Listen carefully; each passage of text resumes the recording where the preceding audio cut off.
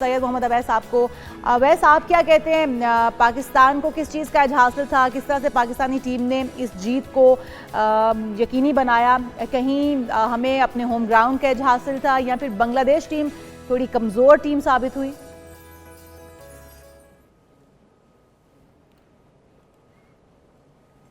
मोहम्मद अवैस आप हमें सुन पा रहे हैं? मोहम्मद अवैस से भी हम बात करने की कोशिश करेंगे। मैच जो है पाकिस्तानी वक्त के मुताबिक आज 8 बजे रात को कज़ाफ़ी स्टेडियम लाहौर में शुरू होगा। सैयद मोहम्मद अवैस हमें फिर से ज्वाइन कर चुके हैं। मोहम्मद अवैस आप क्या कहते हैं, पाकिस्तानी टीम को की जीत को किस चीज़ का क्रेडिट देंगे? क्या होम ग्राउंड का एज हासिल था पाकिस्तानी टीम को? यहाँ पर परफॉर्मेंस बड़ी शानदार रही, यहाँ पर बांग्लादेश टीम की कारकर्दगी जो थी वो उतनी मुनासिब नहीं रही है, थोड़ी कमज़ोर टीम साबित हुई है पाकिस्तान के सामने? देखें, अगर आप दोनों टीम्स की बात करें तो कंपैरिजन अगर करूं, ऑब्वियसली पाकिस्तान को तो एक एज हासिल होता है, लेकिन अगर दोनों टीम्स को देखें तो इस वक्त दोनों टीम्स इसलिए प्रेशर में है। बांग्लादेश आपको पता है यूएई से शिकस्त खा के आ रहा है और वो बहुत देर तक उनको हॉन्ट करेगी। पाकिस्तान की अगर आप बात करें तो जो कॉम्बिनेशन की हम बात करते हैं कि पाकिस्तान इस वक्त 8वें नंबर पर मौजूद है T20 में, तो कहीं ना कहीं टॉप 6 के अंदर उनका भी दिमाग होगा कि ट्राई नेशन सीरीज अपना, सॉरी, ये जो 3 T20 मैच है उसको जीत के हम अपना वापस जो है वो सुपर 6 के अंदर अपना वापस आ सके। तो ये था पास का, ये चीज जरूर दिखाई कि अगर आपके ओपन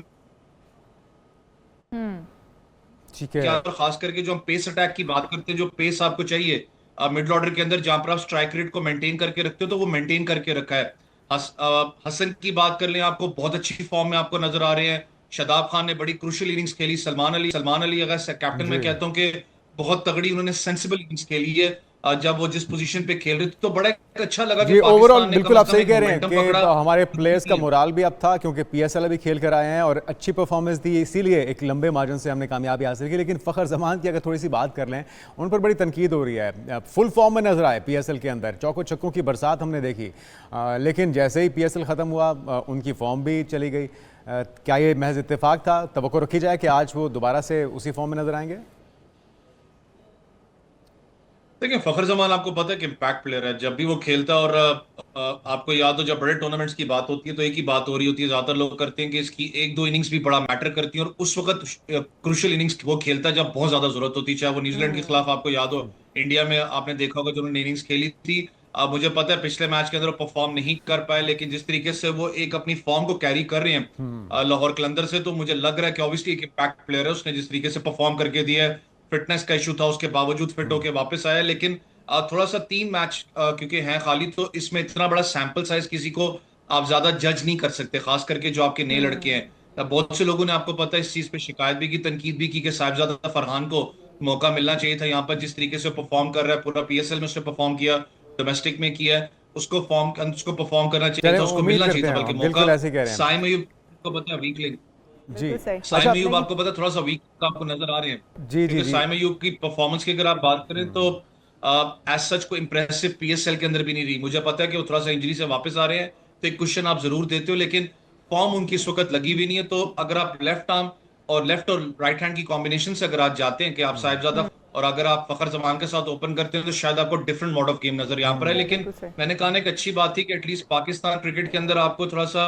एक स्पार्क नजर आया कि अगर आपका ओपनर्स परफॉर्म नहीं लेकिन ये कर रहे आपके, स्पार्क मोहम्मद अवैस तो दूसरी तरफ आपके अगर मिडिल देखा ऑर्डर जाए तक। तो स्पार्क इस वजह से भी शायद था क्योंकि जो बातें हो रही हैं कि बांग्लादेश टीम के अंदर सीनियर प्लेयर्स जो हैं वो इस बार नहीं थे, बहुत सारे नए प्लेयर्स को मौका दिया गया जो कि ना तजुर्बाकार हैं।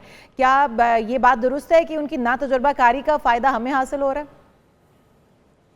देखिए, आपको ऑब्वियसली एक एज तो होता है। आपको पता है, अगर पूरे स्क्वाड की बात करें तो लिंटन दास के अलावा एज सच कोई ऐसा प्लेयर नहीं था उसके अंदर जो आपके बहुत ज्यादा एक्सपीरियंस कैरी करता हो। जो सौम्या सरकार है या दूसरे प्लेयर्स हैं वो तो अनफॉर्चुनेट थे नहीं इनके पास, तो वो कहीं ना कहीं अफेक्ट होता है। फिर मैंने कहा सबसे बड़ा जो उनकी बॉडी लैंग्वेज पे अफेक्ट है, वो यूएई से शिकस्त खा के वो यहाँ पर आ रहे हैं। यूएई ने उनको 2 T20 मैचेस में हराया, शिकस्त दी है प्रॉपर सीरीज के अंदर, तो वो बहुत बड़ा एक दाग होता है कि नॉन डेस्टिनेशन आपको शिकस्त दे दे, फिर वो साइकोलॉजिकल आपके ऊपर अफेक्ट भी होता है। लेकिन पाकिस्तान की अगर बात करूं, पाकिस्तान तो बड़ा तगड़ा हमेशा बांग्लादेश के खिलाफ रहा है, लेकिन वहां पर भी साइकोलॉजिकल प्रेशर है, क्योंकि आप इस वक्त 8वें नंबर पर मौजूद हो।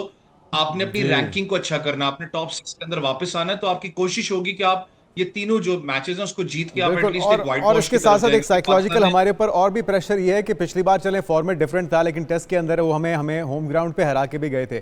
खैर, अगर शायकीन की बात की जाए तो वो तगड़ा मैच, कांटे का मैच देखना चाहते हैं। पिछला मैच अगर हम बात करें तो बिल्कुल वन साइडेड रहा। इस बार बांग्लादेश क्या बेहतर तैयारी के साथ आएगा? आपकी उनके लिए क्या सजेशन है कि किन किन चीज़ों पर काम करना चाहिए अगर आज अच्छा मुकाबला हो?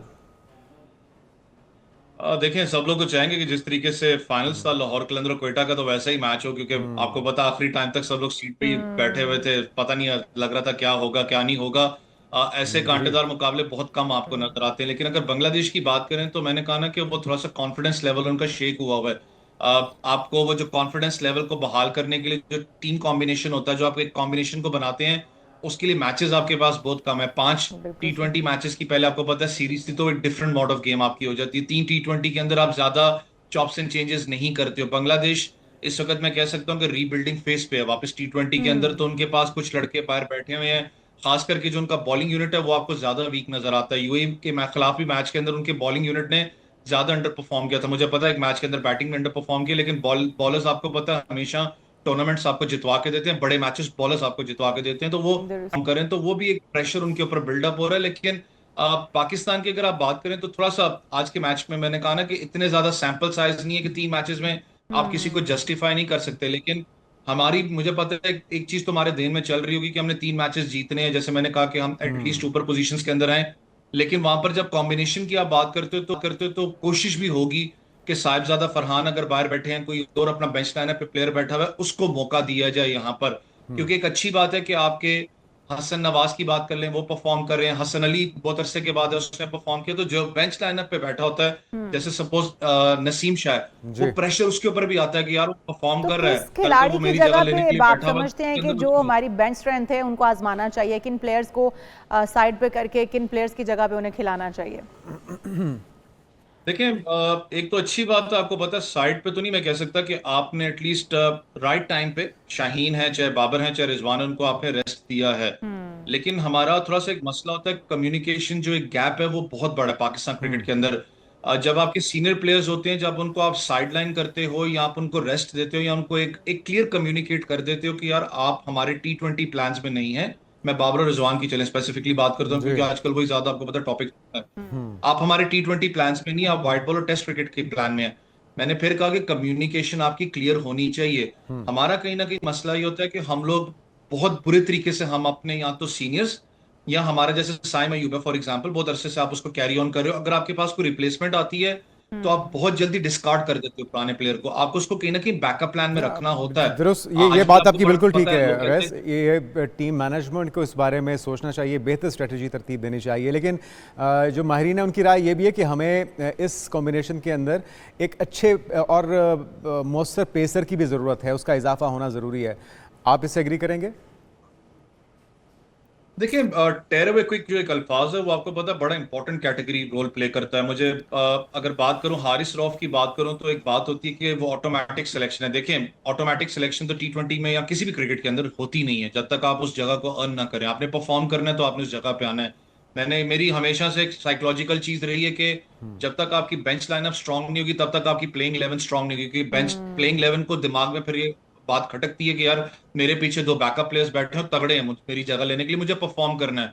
हारिस रऊफ की आप बात करें, मैं पेस बैटरी की बात कर रहा हूं, तो कहीं ना कहीं उनका बहुत ज्यादा डिप आया है। चाहे वो PSL के जी। अंदर आप देख लें, चाहे अभी कल के मैच में आप देखें, बांग्लादेश में कोई हैज सच परफॉर्मेंस जी, उनकी ऑफ थी नहीं। कलर दिखाई वो दिए, उस सही कह किस्म रहा के हैं। बॉलर हैं जो कि मार खाते हुए विकेट्स लेंगे। तो कहीं ना कहीं जो पेस फैक्टर है बड़ा इंपॉर्टेंट होता है। लेकिन पाकिस्तान को मैंने कहा ना, अब T20 के अंदर पेस के बजाय ज्यादा वेरिएशंस आ गई कि आप दिमागी खेल आप खेलते हो बैट्समैन के साथ। उस पर थोड़ा सा कहीं ना कहीं हारिस रऊफ को अभी भी मैं कहता हूँ काम करने की बहुत ज्यादा जरूरत है। बिल्कुल सही। थैंक यू सो चलिए, मच। उम्मीद हमारे करते हैं साथ एक सैयद मोहम्मद बेहतरीन अवैस स्ट्रेटेजी मौजूद के थे।